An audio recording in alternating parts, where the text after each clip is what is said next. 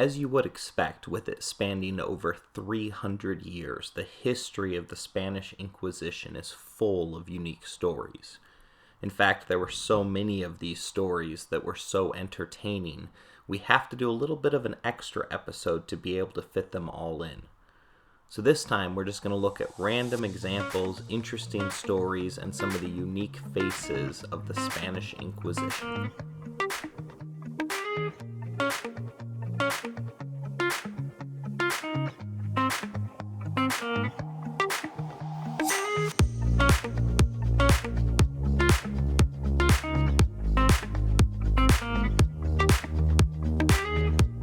First up is the story of the Jutas of Majorca, and they answer the question of how far would some go in order to retain their religion.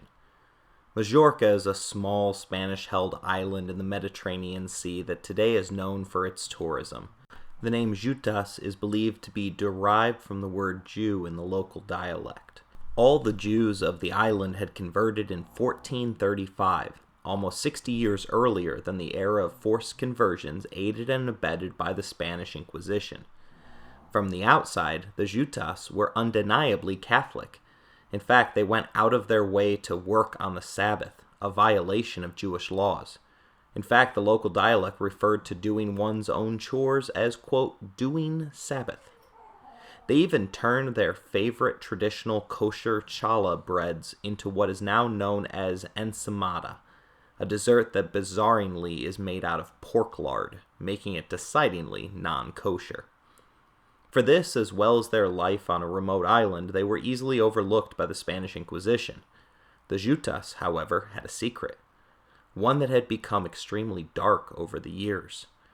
For 200 years, they had consistently and successfully concealed the maintenance of their Jewish faith. In order to keep such a large secret, the Jewish families made a pact that included the families only marrying within the group. With only 15 Jewish families on the island, however, this meant that over the course of 200 years, there would be quite a bit of inbreeding that would occur. In fact, the Jews of Majorca today have an almost entirely homogeneous DNA. We are not exactly sure how their secret double life became known to the Spanish Inquisition, but the common anecdote involves Rafael Cortes, also known by the locals as Cap Loco, or Crazy Head. He had remarried after the death of his wife, this time to a Catholic woman. His family, furious at the betrayal of the inbreeding pact, censured him and threw him out of the family. His friends refused to speak to him, instead referring to him as the renegade. In retaliation, Mr. Crazyhead went and denounced a number of them before the Inquisition. On the basis of this denouncement, the Spanish Inquisition sailed out to the shores of Majorca, investigated, and made 150 arrests between 1688 and 1691. Of the 150 arrested, 37 of them were relaxed at an auto da fe. Today, there's a plaque marking the location of what locals refer to as the Bonfire of the Jews. After the Inquisition left, the double life of Majorca's Jews continued. The inbreeding also continued at least into the 1970s, when after a 40-year battle, the Jutas were finally recognized as an official lost tribe of Judaism in 2011, and they could come out of their hiding. Although the Jewish faith officially welcomed them back into the fold, few Jutas have been accepting lessons at the nearest synagogue. In 2019, the Jewish Telegraph Agency, a newspaper in Jerusalem, did a spotlight story on the Jutas. One of the individuals they followed was Tony Pina, who grew up a teenager in the 1960s. Pina's classmates would taunt him with anti-Semitic tropes such as calling him Christ killer. At the time, Pina's family had not let him in on the secret that so many of the island's inhabitants already knew, that the Jutas were Catholic in name only. Pina recalls asking his grandfather why the other children were calling him a Jew. Pina explains that it made more sense after his grandfather explained it to him.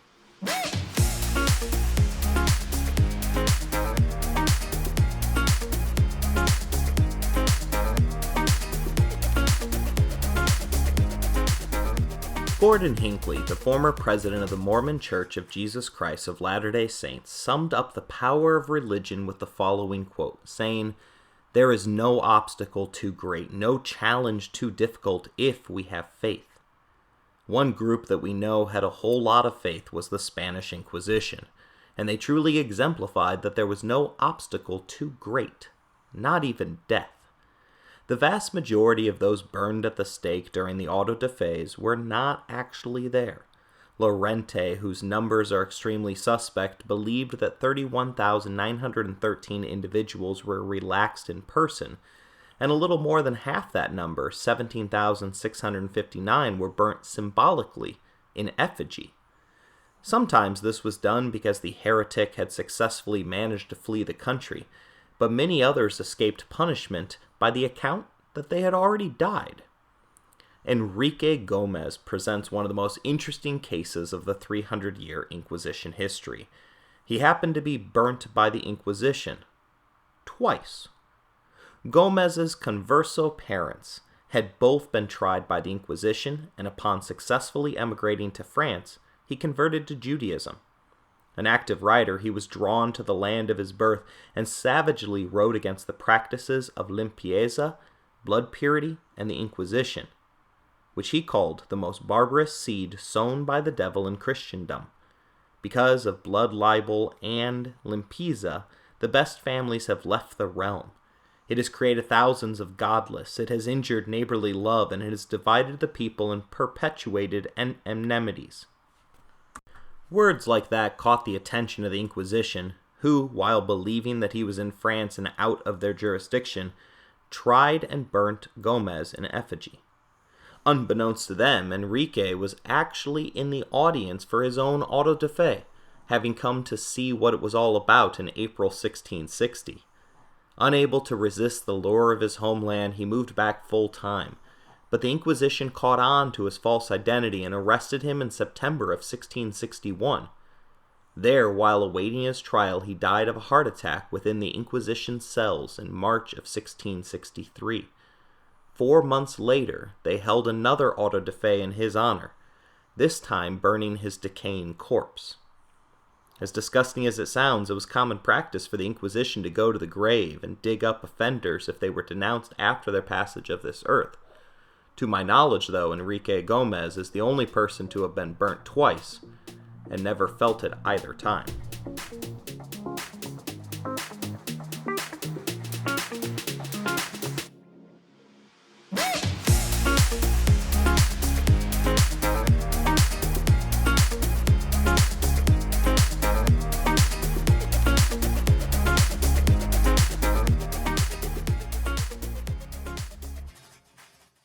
I'm going to let Dan Carlin explain the next tidbit about the Spanish Inquisition.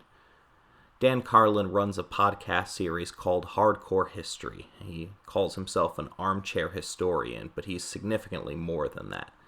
The interview that we're going to have is taken from his episode called Painfotainment, where he examines the concept of pain and torture as a form of entertainment during past eras.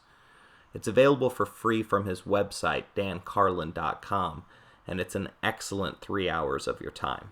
First, I'm going to let Mr. Carlin explain his interest in this topic, which is unique. I'm very interested in pain, and not in a masochistic or a sadistic way. I'm interested in pain and suffering for much the same reason that, well, virtually all of you are. I mean, look at the entertainment you consume. Take out all of the physical and mental pain and suffering, and what do you have left? It's a source of art and always has been, because it speaks to us on a human level. Doesn't matter how many things are different with human beings through the ages and how much the culture changes us, how much the technology makes us different from our forebears, we can all understand pain. One of the things that Dan Carlin does is he puts this subject into perspective, with the idea being that we can't judge these people based upon who we are today. We have to imagine what we would have been like if we had lived during their time.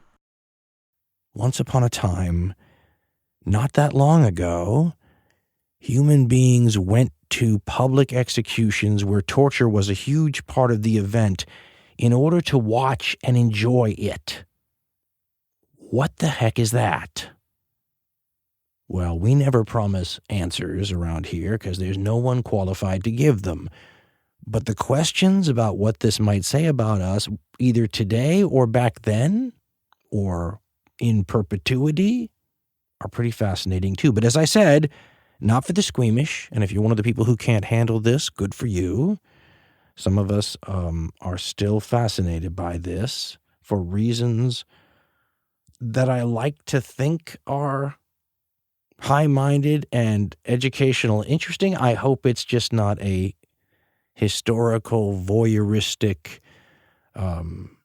trip through time to do the equivalent of virtually sitting in the seat next to that spectator at the Roman Colosseum where he watches people devoured by lions.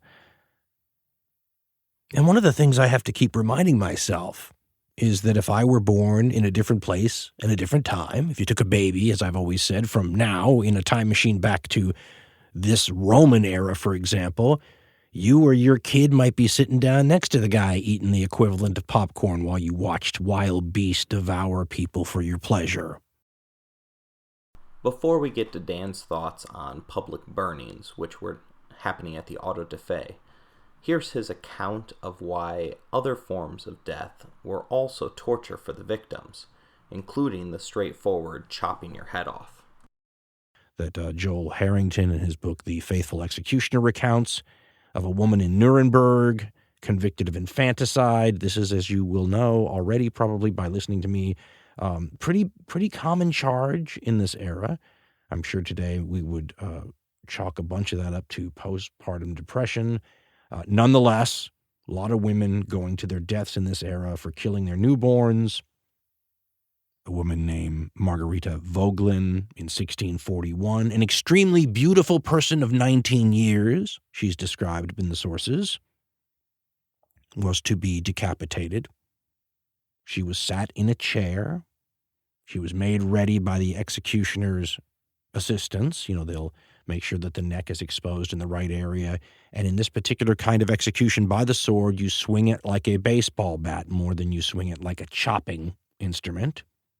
So you want a nice level swing, and you didn't always get one. According to one chronicle reprinted by Harrington, quote, "This poor child was very ill and weak, so that she had to be carried and brought to the gallows or Ravenstone. And when she sat down on the chair, Meister Valentin," he's the executioner, by the way, "circled around her like a calf around a manger, and with the sword struck a span of wood and a piece of skin as big as a coin from her head, knocking her under the chair. And since he hadn't hurt her body, and since she fell so bravely, the crowd asked that she be released."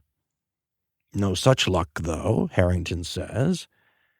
And from underneath the chair, he says, the victim, now wounded, cried out, this 19-year-old girl, quote, "Oh, help me, for God's sake," which she said often and repeated.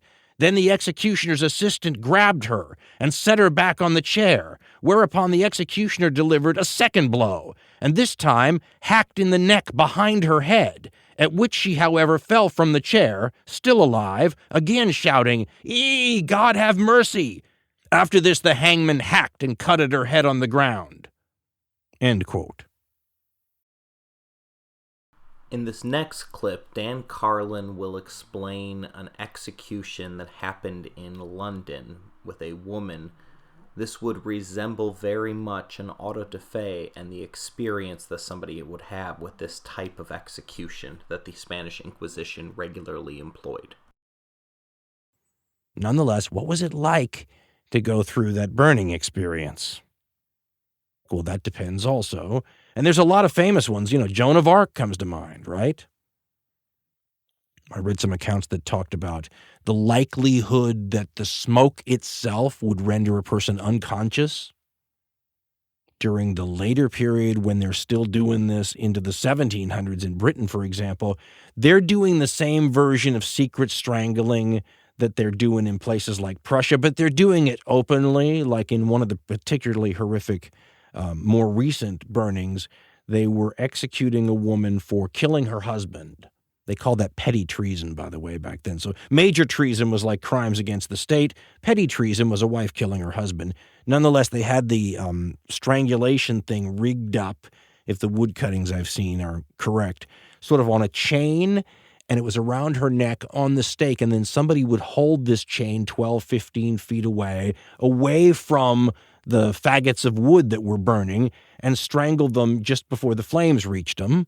But this time we were told that the chain got too hot, and the guy whose job it was to strangle the woman so she didn't have to suffer burning in this late Enlightenment period, where, of course, you wouldn't have a burning where you didn't strangle somebody. We're not inhuman. He had to let go of the chain, and everything got very old-fashioned very quickly.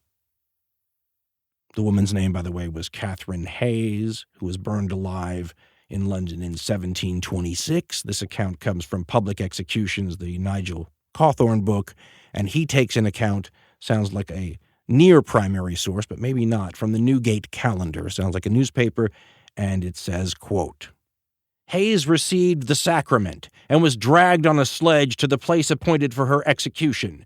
When the wretched woman had finished her devotions, in pursuance of her sentence, an iron chain was put around her waist, with which she was attached to the stake. When women were burned for petty treason, it was usual to strangle them by means of a rope, passed around the neck and pulled by the executioner, so that they were willfully insensible to the heat of the flames. But this woman literally burnt alive. The executioner let go of the rope too soon in consequence of having his hand burnt by the flames. The flames burned fiercely around her, and the spectators beheld Catherine Hayes pushing away the faggots while she rent the air with cries and lamentations. Other faggots were instantly piled on her, but she survived amidst the flames for a considerable time, and her body was not perfectly reduced to ashes until 3 hours later. End quote. When you hear it described like that, it's easy to see how the Spanish Inquisition decided to use a euphemism like the word relax to explain their burning at the stake. It is perfectly understandable if you do not think that anyone deserved the justice that the Spanish Inquisition brought. Occasionally, however, there is the story of someone who just seems to beg for their own relaxing. Take, for instance, the case of Ursula de la Croix, a French nun living in the Spanish convent of Alcala. Instead of being denounced, Ursula self-confessed to having eaten meat on Fridays. The inquisitor in charge of her case absolved her and assigned her a tiny penance to complete, something like saying a few prayers. However, the next week she confessed to once again having eaten meat on Fridays. This time the penance, although small, was slightly larger, and she was put in pain for her crime. The next week, the third week in a row, Ursula once again appeared in the offices of the Inquisition, again confessing to having eaten meat on Friday. She begged to be given the stake, to which the Inquisition finally relented, relaxing the nun at an auto da fe just for herself in 1594.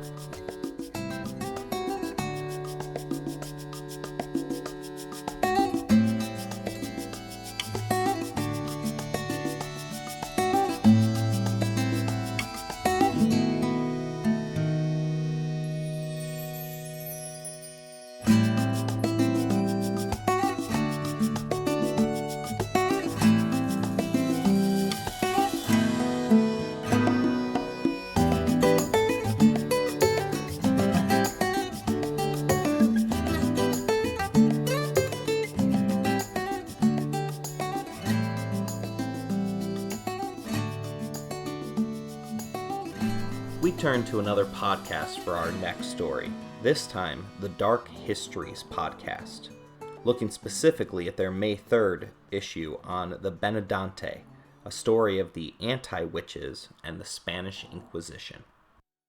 I'll let Ben Cutmore set the stage for us. The story of the Benedante begins in the small village of Brazano, with a local priest named Don Bartolomeo Sabriza. The priest had stumbled upon a local rumour that in the neighbouring village of Iasco, a man named Paolo Gasparuto had been able to cure a fellow villager who was thought to have been bewitched by a woman who was suspected as a witch due to her eating meat on a Friday. The rumours went even further when they claimed too that Paolo was gallivanting around at night in the company of witches and goblins. Naturally, this piqued the priest's interest, and so he promptly called Paulo to his church in order for him to meet him and question him on the rumours. Sensing the danger of the religious authorities, Paulo was quick to deny their claims. He told the priest that whilst he had been helping a miller to cure his sick son, he had merely suggested an old folk belief that he could have been possessed by witches and had given the miller a protective charm to calm his fears. We've already discussed how the Inquisition didn't really believe in witchcraft, but Paulo in this story presents a challenge to the Inquisition, because what happens when the suspect says it's real? Paulo had so far played his cards close to his chest, but then in an exposition of some flair, he went on to explain that he was certainly not a witch, as some had claimed. In fact, he regularly fought battles against the witches, both in order to protect the villagers and their crops. Furnishing the priest with more details, he then explained that the miller's young son had been on the brink of death when he was saved by a group known as the Benandanti. This group, he went on Thursdays during the ember days of the year, they were forced to go with the witches to many places, such as Cormon, in front of the church at Iasco, and even into the countryside about Verona. They fought, played, leapt about and rode various animals, and did different things among themselves, and the women beat the men who were with them with sorghum stalks, while the men had only bunches of fennel. Concerned about what he had heard, priest Sabrisa journeyed to the city of Cividale to consult with the local inquisitor on the 7th of April, 1575. Essentially, what we have here is a man saying that witches are real. He's seen them, and he's seen the group that has fought them. The Inquisition had to get involved. Paulo was investigated by the Inquisitor, and to that Inquisitor's face, with note-takers on, he explained a whole world where once a month witches and the Benedante fought for everybody's future, not only on top of broomsticks, but riding hares to battle in the middle of the night. And worse, if they lost, they turned into witches themselves. If the sleeping Benandanti did not return to their bodies after 24 hours, Paulo told the miller that they would then become Maledonte, a peculiar inverse Benandante who ate children. 3 times the story was told to the Inquisitors, each time growing more and more elaborate. 2 days later, Paulo was once again back in front of Inquisitor de Montefalco to face his questioning. Once again, Paulo had decided to alter his story, giving it a much more Christian bent this time, probably in the vain hope that if he had done so, the Inquisitor would drop the entire trial and allow him to get back to his life. This time he told the Inquisitor that he had been called to the Benandanti by a golden angel who had appeared before him at night whilst he had slept. The angel told him that he was called to fight for the crops. The mention of angels, however, appeared to have quite the opposite effect, as the Inquisitors seemed to believe that the angel was perhaps a trick of the devil, and in fact a demonic being. He continued to question Paulo, asking him if he appeared on a throne and if he was offered food, women and dancing by the angel as a reward for their work. If you're interested in this story, I encourage you to go to the Dark Histories podcast website where you can listen to this episode for free. Shockingly, Paulo does not face major punishment from the Spanish Inquisition. Once again showing us, on witchcraft in particular, the Spanish Inquisition was not nearly as bloodthirsty as their reputation suggests.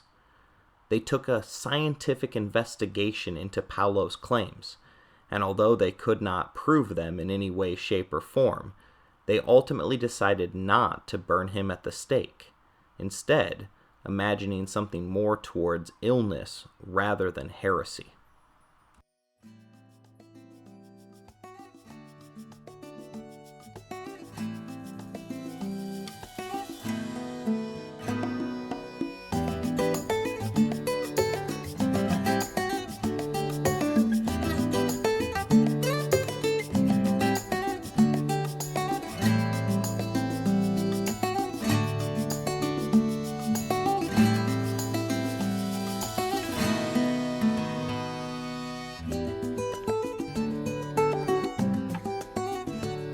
Monty Python's Flying Circus may have turned the Spanish Inquisition into a joke, but it's clear that the original Inquisition did not have much of a sense of humor.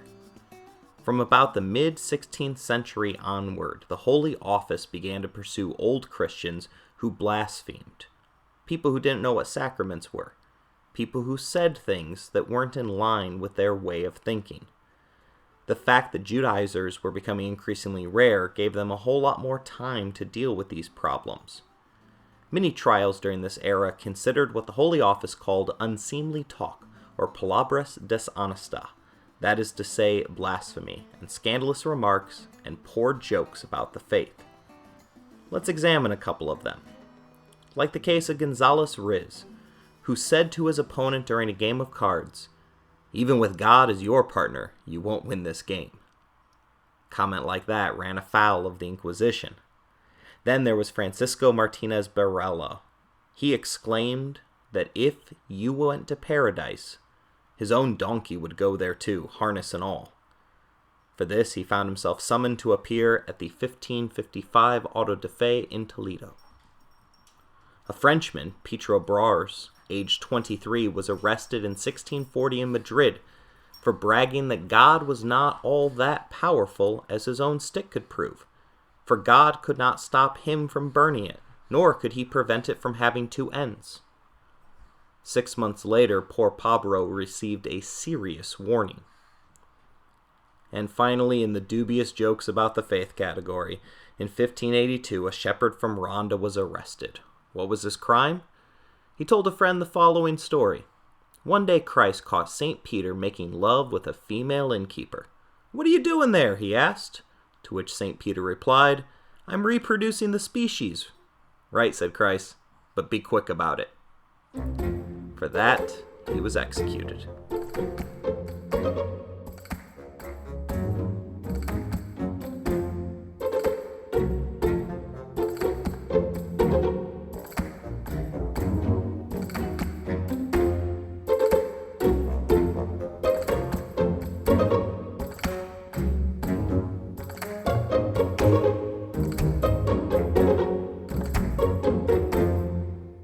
Harry Potter, the Chamber of Secrets, examines the next concept for us, that of blood purity. In the second installment of the popular franchise, Lucius Malfoy utters the slur mudblood to Hermione Granger, our feminine hero. The insult hits at the fact that Hermione's parents are not purebred wizards. Instead, she comes from Muggle stock. This was an excellent way to introduce the concept and idea of racism to her audience of young adults. Virtually all forms of racism look to science and/or accomplishments to argue that they are the superior race. Oftentimes, this comes down to a belief about the blood that flows through our veins. It is a wonderful way to introduce the subject of discrimination to so many individuals, although in 2020, author J.K. Rowling would find herself denounced by every young wizard that appears in the on-screen version of the story after she herself wrote discriminating comments regarding transgendered women. Many conversos became true Catholics in name and action. As would be expected of any group, many conversos rose to prominence in a number of powerful professions. This was most pronounced in fields that had previously been dominated by Jews and/or Muslims. Jewish doctors who had been removed from their jobs could regain them upon attempting conversion. This pushed out the inferior doctors that had replaced them. Piero Sarmiento, a demagogue, exploited the discontent of the poor in Toledo in 1449. He ordered that all positions within the bureaucracy should be held by old Christians. He instituted the first statute on blood purity. The Catholic Church condemned this action and all actions that followed in Toledo. A blood test discriminated between Christians based upon the date of their baptism. Pope Nicholas V spoke out about it, explaining that regardless of the date that they became Christian, all of the faithful formed a single flock. All had an equal right to all posts and benefits of a society. It also flies in the face of the Christian idea that baptism can cleanse away any sin. Many Spanish private businesses adopted blood purity tests, as the notion was more sociological than religious. Blood purity acted as an extra filter against the increasing number of individuals who aspired to succeed in Spain. Viewing this in terms of a zero-sum threat, those that acted on blood purity did so to maintain their own privilege. The Spanish justified this through their interpretation of the concept of honor. A successful Spaniard was classified as a hidalgo, but a rich man would not earn such a title if their wealth had been obtained through vulgar means. Don Quixote even discusses this idea when Sancho Panza states, quote, "I am an old Christian and owe nothing to anybody." In the 1570s, the blood purity test shifted to the top 6 universities in Spain. From there, it became official policy for job applicants to the Inquisition and for the medieval military orders. At this point, the test was so common that it had to be granted a name. It became known as limpieza. Objections to limpieza were fierce, and the Inquisition initially attempted to criminalize speaking out against the practice. Anyone with known Jewish ancestors, or an ancestor who had a San Benito hanging in their honor, could not rise to certain stations within life, including to the hidalgo status. It was opposition from the Dominican friars under noted theologian Agustin Solucio that led the fight against limpieza discrimination, arguing that the criminal abuses that were being pursued in order to forge documents and bribe officials to avoid blood purity tests were provoking a secret war against the authority of the state. Channeling Abraham Lincoln 200 years before he was born, he said that it was impossible for the state to stand if it were divided into 2 fractions. While it stopped being accepted official policy, discrimination in the form of blood purity likely continued throughout the existence of the Spanish Inquisition.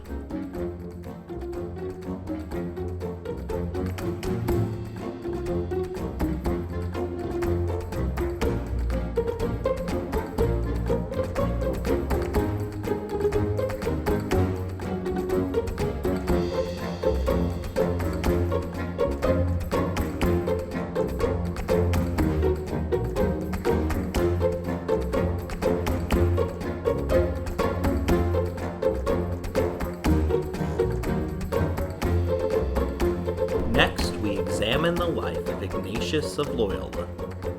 Ignatius of Loyola is one of the most famous individuals within the modern history of the Catholic Church. Ignatius was a Spanish Basque Catholic priest who co-founded the religious order of the Jesuits, a group that swore direct loyalty to the Pope and served faithfully as his missionaries. As a youth, Ignatius joined the military and famously dueled multiple Muslim Moors over the honor of Catholicism. In 1521, however, a cannonball ricocheted and shattered his right leg. It would end his military career. He began his second profession reading a series of religious texts while recuperating from his injuries. Upon recovery, he went on a pilgrimage to the Holy Land and experienced a vision of the Virgin Mary and the baby Jesus. He returned to Barcelona at the age of 33 and studied theology and Latin at the University of Alcalá. Ignatius first ran afoul of the Inquisition after 3 women that practiced Illuminism were seen convulsing on the ground during one of his street sermons. Upon his graduation, he traveled to Paris to study for his master's degree. This happened to be at the time that John Calvin was forced to flee France on his way to create Calvinism in Switzerland. The foreign nature of his studies and the fact that Protestantism had crossed his path made the Inquisition extremely suspicious of Ignatius. When he returned to Spain at the age of 43, the Inquisition sought his arrest multiple times. The piece of evidence that endangered him the most was a boast that the priest said while dining with friends.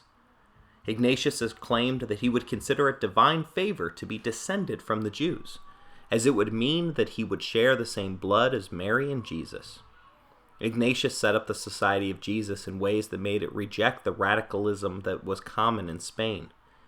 He worked up to his death after a fight with malaria to limit the damage of discrimination against conversos. His immediate successor was Diego Lainez, a converso himself. Ignatius won his fight with the Inquisition, resulting in a modification to the Constitution that ensured that conversos could participate. Tight-roping the acceptable line, Ignatius negotiated in 1593 that all conversos who had been Christian for 5 generations were allowed to become citizens of Spain. Considering that nearly all conversos in Spain had already been Christian for 5 generations, this meant that blood purity laws became irrelevant. The difficulty that the founder of the Jesuit order, an order of monks who dedicated themselves to following the direct orders of the Catholic Pope, shows that the Inquisition, while not all-powerful, was extremely powerful in Spain. No one was above their suspicion.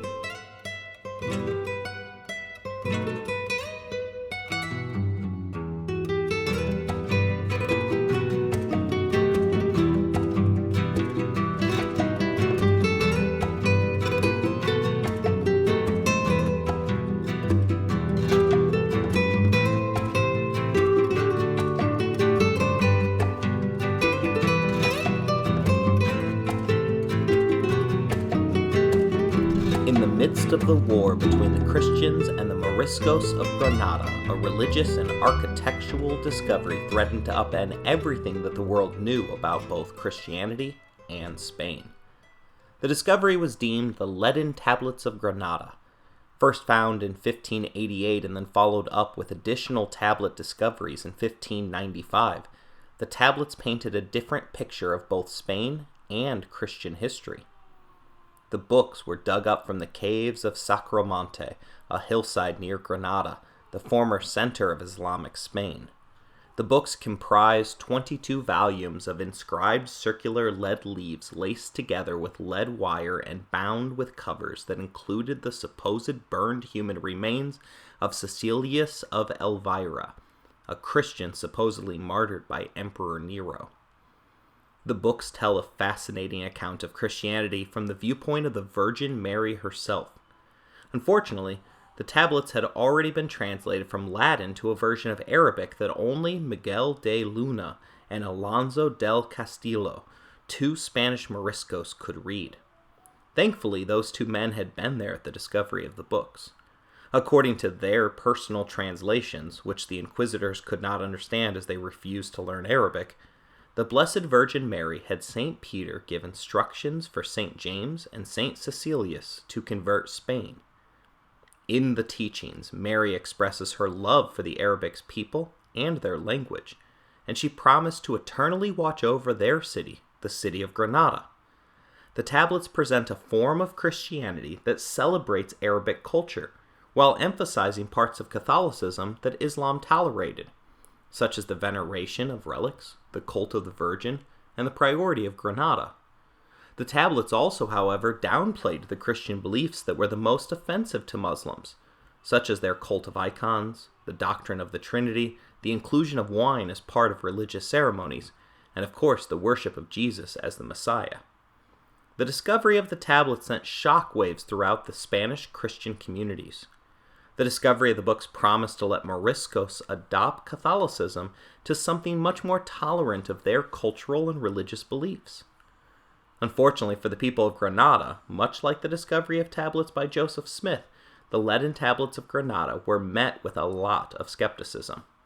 In 1682, more than 80 years after their discovery, Pope Innocent XI pronounced the tablets to be fake. The fraud had in fact been perpetrated by the only two individuals who could translate the tablets. I know, you are absolutely stunned by this turn of events. Despite the obvious contradictions that the tablets taught, the Vatican went through a thorough investigation, first sending it to the Netherlands, and then in 1642 succeeding in getting the lead books sent to Rome. The tablets had their effect, however, as some Spanish scholars continued to maintain the authenticity of the tablets, all the way through the 19th century.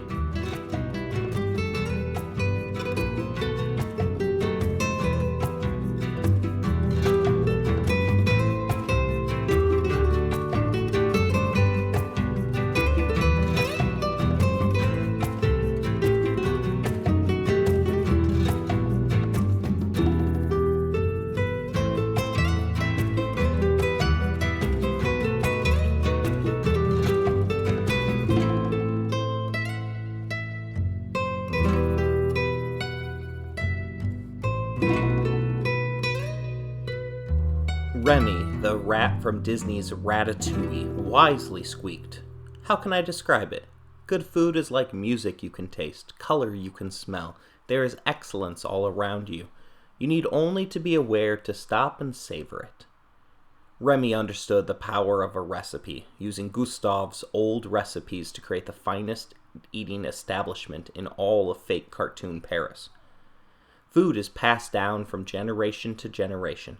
Before the age of the internet, one of the most sacred acts was passing down family recipes to keep their memories alive through the food that the family celebrates with. Jewish families upon conversion had to adopt not only the religious beliefs of Catholicism, but also their cultural traditions. As we have seen throughout this unit, however, the formerly Jewish conversos did not want to completely divorce themselves from their culture. One of the key pieces of evidence used to try conversos of Judaizing were old Jewish recipes that the inquisitors would find hidden throughout Spanish kitchens. Thanks to the Inquisition's excellence regarding record-keeping, these recipes, which were used as evidence during trials, were cataloged and still remain today. In fact, there are a number of cookbooks that specialize in telling the story of the persons behind some of Spain's most interesting foods. Jeannie Milgram's 2019 book, Recipes of My 15 Grandmothers, Unique Recipes and Stories from the Times of the Crypto-Jews During the Spanish Inquisition, came from a successful operation of evading the Inquisition for 15 generations. While A Drizzle of Honey, The Lives and Recipes of Spain's Secret Jews, comes directly from the files of the Inquisition. What emerges from these recipes is a savory blending that combines Christian, Jewish, and Islamic traditions of cooking lamb, beef, fish, eggplants, chickpeas, and greens with seasonings such as saffron, mace, ginger, and cinnamon to really give you a taste of true Sephardic culture and cuisine. As wonderful as these recipes are, I would be amiss to not remind you that dinner choices during the time of the Inquisition was literally a matter of life and death. In 1635, Pedro Ginesta, an 80-year-old Frenchman, was brought before the tribunal in Barcelona for having eaten a meal of bacon and onions on a holy day of abstinence. Bueno, sí.